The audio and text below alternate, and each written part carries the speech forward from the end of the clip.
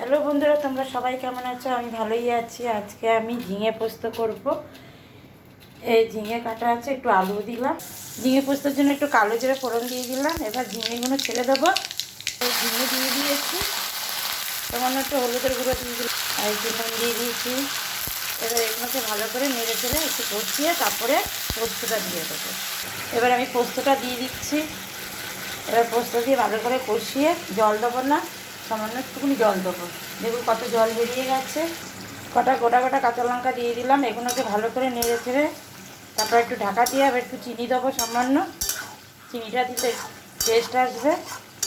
এবার এগুলো একটু ভালো করে কষিয়ে নিই। আমার ঝিঙে পোস্ত রেডি হয়ে গেছে। কারা কারা এইভাবে ঝিঙে পোস্ত খান আমাকে একটু কমেন্ট করে জানাবেন। সাবস্ক্রাইব করে দেবেন, ইউটিউবে লাইক আর শেয়ার করে দেবেন। এবার নামিয়ে নিচ্ছি। একটা বাটির মধ্যে আমি নামিয়ে নিলাম। এই দেখুন কত সুন্দর হয়েছে, মাখা মাখা। ভালো থাকবেন, সুস্থ থাকবেন। Tata, bye bye.